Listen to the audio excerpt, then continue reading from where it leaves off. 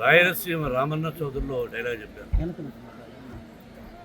నిన్న జరిగింది మర్చిపోను, నేడు జరగాల్సింది వాయిదా వేయను, రేపటి గురించి ఆలోచించను.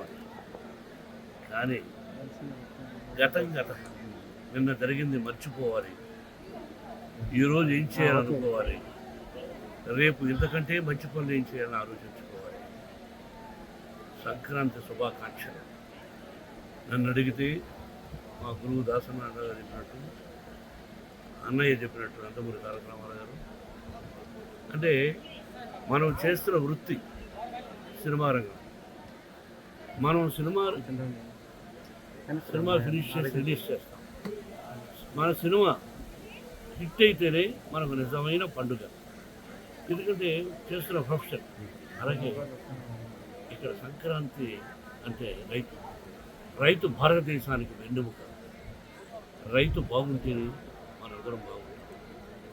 ఇంతకుముందు స్టూడెంట్స్ అక్కడ సెలబ్రేట్ చేస్తూ ఒక దోశని వడ్ల గింజలు ఇచ్చారు. ఆ దోశలు వడ్ల గింజలు దంచితే ఎంత బియ్యం అవుతుంది.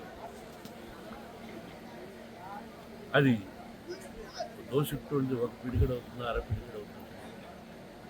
అది ఒక మనిషిని బ్రతికిస్తుంది. దాని వెనకాన రైతు కష్టం ఒక్కసారి పేపర్ మీద వేసుకుంటే గంట చెప్పాలి. నిజమైన పంట బాగా జల్లు లేకుండా, సత్తు లేకుండా కట్టిస్తూ ఉంటుంది. కాబట్టి రైతు భారతదేశానికి వెన్నెముక.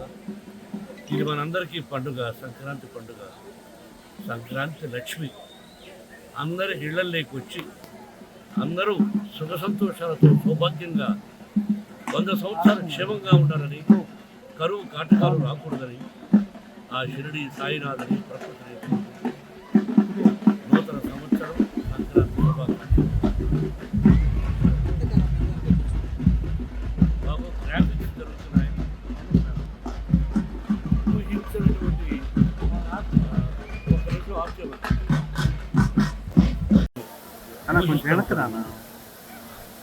అంటే ఎంత ఖర్చు పెడదాం.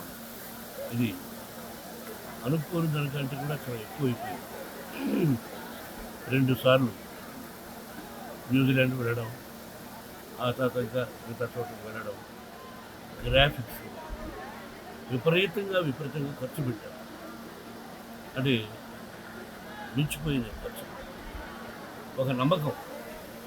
ఇంతకుముందు శ్రీకాళహస్తీశ్వర మహేశ్వరుడు తీసిన 3 హీరోలు సూపర్ హిట్స్ అయినాయి.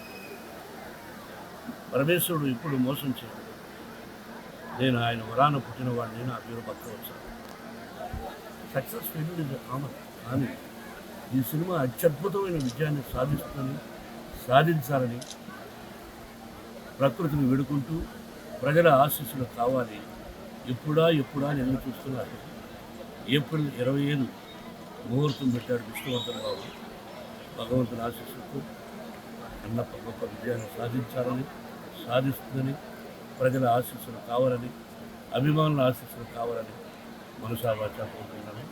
చాలా సంతోషం కదా. Thank you.